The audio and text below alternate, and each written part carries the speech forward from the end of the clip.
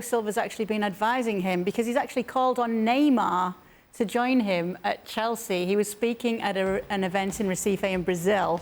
He said he has to come to Chelsea. If it happens, it will be for the best. He doesn't need to comment. As of now, I don't know anything, but I hope it will happen. Really, Jules? I mean, Thiago Silva and Neymar are really good friends. Obviously, still play for Brazil together.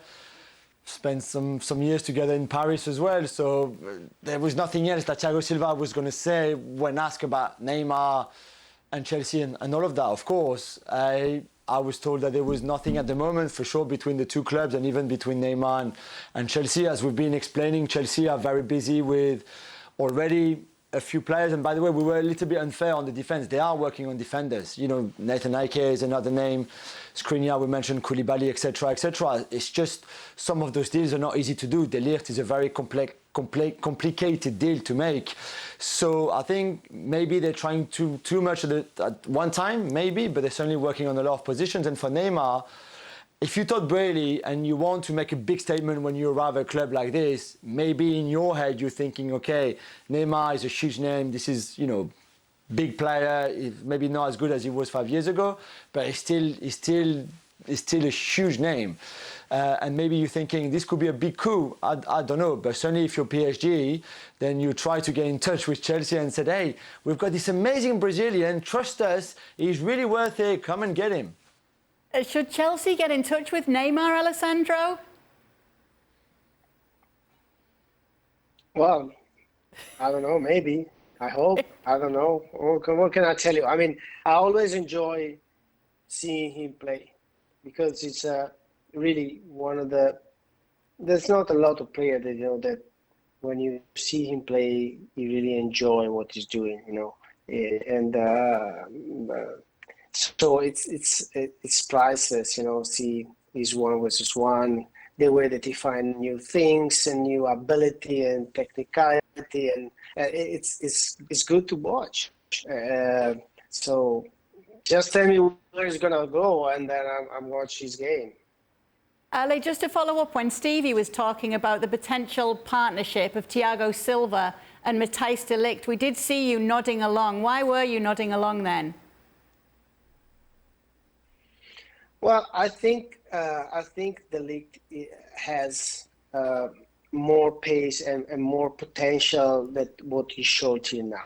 He's playing a different way in Italy in terms of the system, how he play inside the line of four, how you address things in Italy. We're doing a little bit different than in Premier League or in European defense. So I think he has the potential also in that way, you know, in physicality. He's strong, he's fast, and no fear at all. So that's why it could be a good potential move also for Chelsea.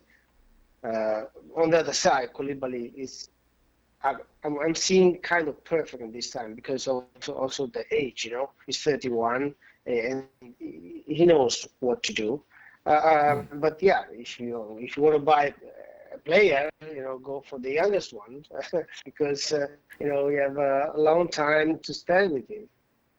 Oh, Neymar. Coming back to Neymar, what do you reckon about that? Yeah, Thiago Silva saying Neymar coming in. Well, listen, you know, players talk about friends and that. I don't give much credence to it, but just to go back to Neymar, yeah, we like watching him now and again, and he's obviously a great player and does some great things, particularly for Brazil. But Chelsea don't need a showman at the moment.